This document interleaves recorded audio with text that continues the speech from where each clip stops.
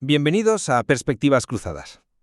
Hoy nos metemos de lleno a analizar un coche que, bueno, es más que un coche, ¿no? Es casi un fenómeno. El Toyota Supra MK4, el A80, que desde que salió, allá por el 93, como dice nuestro material fuente, pues ha forjado una reputación casi de mito. Exacto. Y es que precisamente ese material nos lleva a la pregunta clave, yo creo, la que divide a muchos. ¿De dónde viene realmente esa leyenda? ¿Nace directamente de su ingeniería, que era, bueno, excepcional, de ese chasis y, sobre todo, claro, de ese motorazo, el 2JZ GTE, que Toyota diseñó con una ambición, tremenda? O quizás hay que mirar un poco más allá de la ficha técnica. Es una leyenda que se ha construido, bueno, que ha crecido muchísimo por cosas que vinieron después.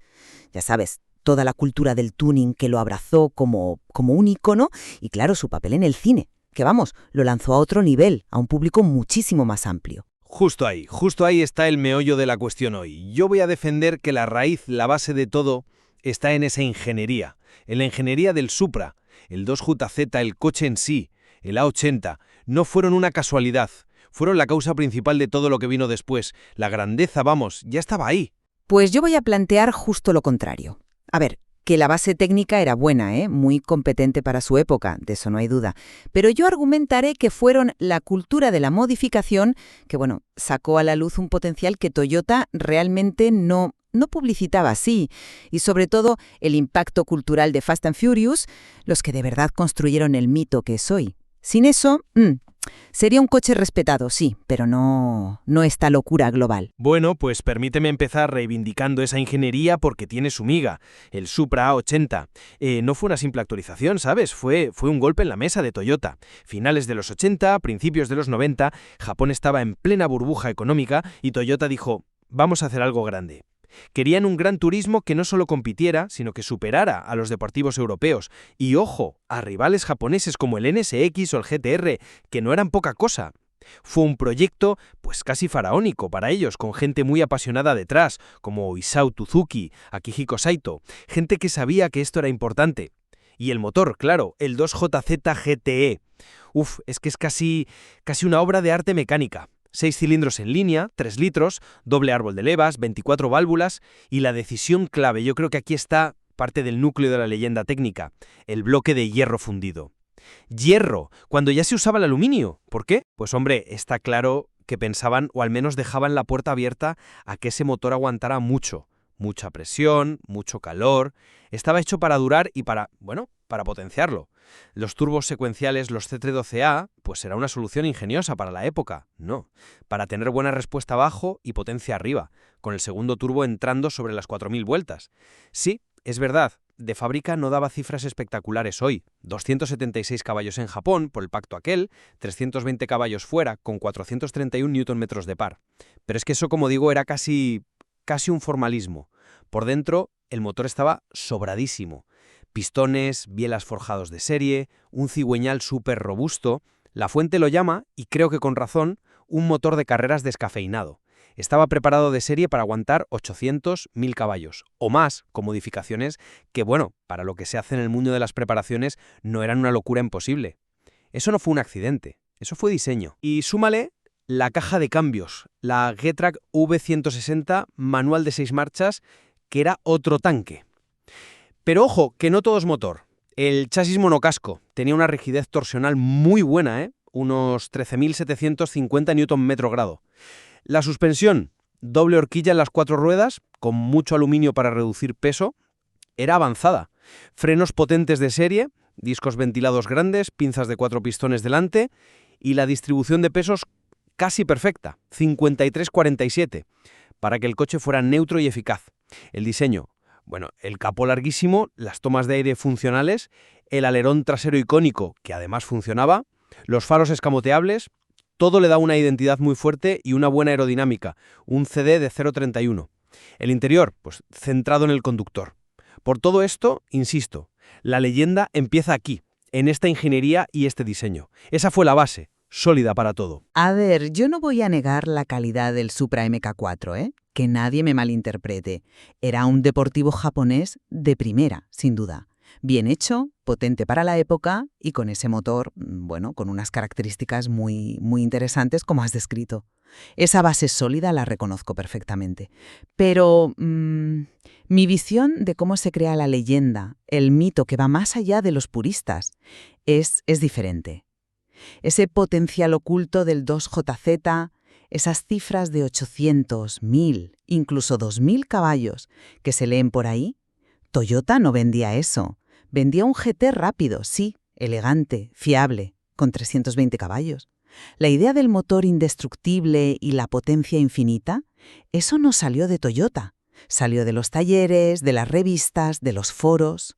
Fue la cultura del tuning, esa comunidad mundial de preparadores y aficionados, la que cogió el Supra y, bueno, descubrió, o mejor dicho, desató y popularizó ese potencial extremo. Lo transformaron, el coche sobre el que podías construir casi cualquier cosa. El hecho de que, como dice la fuente, casi todos los Supras acabaran modificados, pues dice mucho. Para mucha gente el valor no estaba solo en el coche de serie, sino en lo que podía llegar a ser. Era un ícono, en potencia, nunca mejor dicho. Y entonces llegó el catalizador, la película The Fast and the Furious, 2001. Eso, vamos, lo cambió todo. No solo enseñó el coche, lo convirtió en un símbolo cultural para todo el planeta. El Supra naranja de Brian O'Connor, sobre todo en la escena esa contra el Ferrari, se quedó grabada. Era como la victoria del tuning japonés contra el coche europeo pijo, ¿sabes? La democratización de la velocidad. Fue un momento cultural muy potente. Y eso creó un interés, sin precedentes. Disparó los precios de segunda mano a lo loco y lo puso en el pedestal para toda una generación que a lo mejor ni sabía que era un bloque de hierro o la rigidez torsional. Que sí, que compitió en Super GT, en drag, en drift, pero seamos sinceras, su historial deportivo oficial, aunque esté bien, no se compara ni de lejos con el impacto cultural del tuning y sobre todo de esa película. Así que mi conclusión es clara. Sin esa explosión del tuning que le buscó las cosquillas al motor y fundamentalmente sin el altavoz de Hollywood, el Supra MK4 hoy sería un coche admirado, un clásico japonés guay, para entendidos, pero no esta leyenda global que traspasa fronteras y cuyo valor es, casi racional. Esa dimensión mítica es, en gran parte, una construcción cultural que vino después. Entiendo perfectamente el argumento del impacto cultural, claro que sí, es innegable. Pero sigo pensando que la raíz es otra. Volvamos al 2JZ, esa elección del hierro, los componentes internos. Insisto, el análisis sugiere que no fue casualidad, ni solo por hacerlo robusto, y ya está. Fue una decisión de ingeniería, consciente, deliberada, casi una declaración de intenciones, en una época donde otros ya iban al aluminio. Toyota sabía lo que hacía. Crearon un motor con una capacidad de aguante y de potenciación brutal, casi como si supieran que alguien, en algún sitio, querría llevarlo al límite. Profético. Quizás es mucho decir, pero la capacidad estaba diseñada ahí, en el metal. No fue un descubrimiento accidental. La cultura del tuning no creó ese potencial, lo encontró, lo explotó, lo magnificó. Sí, vale, pero partiendo de una base que ya era excepcional de por sí. La genialidad estaba en el diseño original. Ya, pero ahí está el matiz importante para mí. Una cosa es el potencial técnico, que estaba ahí, vale. Y otra es la historia, la narrativa que crea la leyenda popular. Toyota en los 90 te vendía un GT de 320 caballos. Rápido, sí, pero no te vendía el motor irrompible de 1000 cc con 4 ajustes. Esa historia se construyó fuera de Toyota, años después, por la comunidad. Fue esa comunidad la que le dio la vuelta al propósito del motor, la que lo convirtió en el ícono del tuning que es hoy. Que el motor lo permitía, genial. Dice mucho de la ingeniería base, pero la leyenda, la que conoce el gran público, no se basa en lo que pensó el ingeniero jefe Tsuzuki en su momento, sino en lo que hicieron los preparadores y lo que vimos en el cine. Es una leyenda construida sobre un potencial que se descubrió y se explotó, no sobre el coche tal cual se vendía al principio. Piénsalo, ¿cuánta gente compró un Supra en los 90 diciendo «le voy a sacar 800 cc»? Poquísima gente. La mayoría lo compró porque era un deportivo rápido y fiable. La leyenda es posterior. Comprendo lo de la narrativa posterior, de verdad, pero creo que eso hace de menos lo que el coche ya era de serie. Es que centrarnos tanto en el motor tuneado olvida que el Supra MK4, tal cual salía del concesionario en el 93, ya era un paquete muy competente. Un chasis muy rígido, una suspensión avanzada de doble triángulo con mucho aluminio, frenos potentes, buena aerodinámica. Como coche de serie ya se medía de tú a tú e incluso superaban algunas cosas a deportivos europeos que costaban bastante más. Piensa en un Porsche 968 o incluso los 993 o 964 de entonces. El Supra ofrecía un nivel de prestaciones y de comportamiento dinámico muy serio, y su éxito en el Super GT japonés, que era una competición de nivelazo, no es una anécdota, demuestra que la base era buena para competir en serio. Y los detalles que menciona la fuente, como los prototipos esos secretos con motor V12, o el detalle de las letras Supra ocultas en los pilotos traseros, pues sugieren una ambición, un cuidado por el detalle, una voluntad de hacer algo especial desde el principio. No era un coche cualquiera. Nadie dice que fuera un coche cualquiera. Era un gran coche de serie, estamos de acuerdo. Pero volvemos a lo mismo, la escala del mito. ¿Cuánta gente fuera de los círculos súper especializados conoce los éxitos en el JGTC o valora el coche por su CD de 0,31 o su reparto de pesos? Seamos realistas, la imagen que lanzó al Supra al estrellato mundial no es la de un coche de serie en un circuito japonés, es la imagen exagerada, casi de cómic, del coche naranja tuneado de Fast and Furious.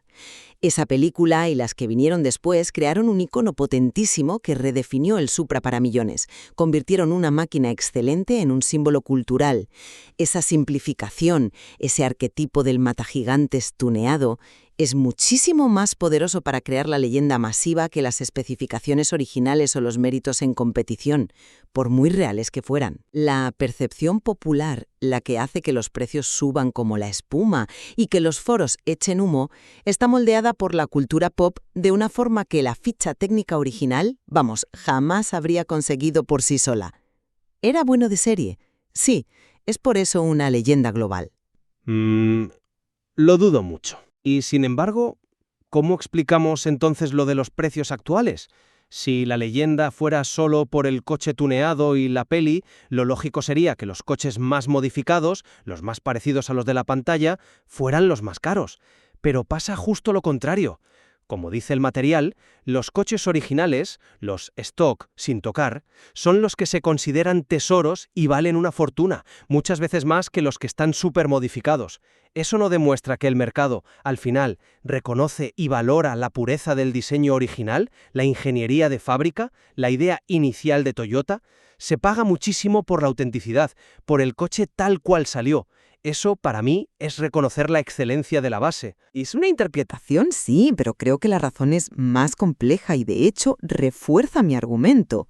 Que los Supras stock sean tesoros hoy es precisamente porque son extremadamente raros. ¿Y por qué son tan raros? Pues porque lo normal, lo que impulsó esa cultura tuning y la imagen de la peli, fue modificarlos hasta decir basta. Su valor actual como piezas originales de colección es, en gran medida, una consecuencia directa de la cultura que los hizo famosos por ser modificables. Es una paradoja, la verdad, y además el tiempo es clave. ¿Cuándo explotaron de verdad los precios del Supra MK4? No fue en los 90 ni al principio de los 2000. El gran salto, lo sabemos bien, fue ya en la década de 2010. ¿Casualidad? No creo. Coincide perfectamente con el boom de la nostalgia por los coches de los 90, con la consolidación de Fast and Furious como un fenómeno que ya abarca varias generaciones, y claro, con que cada vez quedaban menos coches originales por culpa de tantas modificaciones. Es un valor construido, a posteriori, ¿sabes?, impulsado por la nostalgia, por la influencia cultural que no para y por la pura ley de oferta y demanda creada por esa misma cultura. No es tanto un reconocimiento tardío de la ingeniería de 1993, sino el resultado de una mezcla de factores donde la cultura y el paso del tiempo son absolutamente decisivos. Bueno, para concluir mi punto de vista, la ingeniería del Toyota Supra MK4 no fue solo el principio, fue la condición necesaria, la base sólida sobre la que se construyó todo. Ese motor 2JZ casi indestructible, el chasis equilibrado, la calidad, era un paquete intrínsecamente superior desde el día 1. La cultura del tuning y el cine fueron amplificadores muy potentes, sí, sin duda. Reconocieron y explotaron una grandeza que ya estaba ahí, en el ADN del coche, en la visión de los ingenieros de Toyota. Y por mi parte, insisto, Aunque la plataforma de Toyota era sólida, muy competente, fueron factores externos los que la llevaron de ser un excelente deportivo a ser un ícono cultural inmortal. La cultura de la modificación no solo amplificó, sino que redefinió el coche, sacando un potencial que iba mucho más allá de lo que Toyota proponía. Y de forma decisiva, el impacto global de Fast and Furious fijó su imagen en la mente de todos, dictando cómo se percibe y cuánto vale hoy, de una forma que la ingeniería por sí sola, por muy brillante que fuera, nunca habría logrado a esa escala planetaria. Creo que ambos estamos de acuerdo en la calidad del coche en sí y en que los factores culturales tuvieron un peso innegable después. El punto real de desacuerdo, y lo que hace esto interesante, es ver la proporción. Cuánto hay de ingeniería pura y cuánto de construcción cultural en la leyenda final del Supra MK4. Es una mezcla compleja. Exactamente. La historia del Supra A80, como la hemos visto a partir del material, ilustra muy bien esa interacción tan fascinante entre la máquina y el mito que la envuelve. Y aún quedan detalles en ese material como lo de los motores V12 o los secretos de diseño que invitan a seguir rascando. No hay una respuesta única ni fácil, y quizá la riqueza del legado del Supra esté justo ahí, en esa dualidad, en estas perspectivas encontradas que hemos explorado. Dejamos que sea el oyente quien piense qué factor fue más decisivo para forjar esta leyenda. Gracias por acompañarnos en Perspectivas Cruzadas.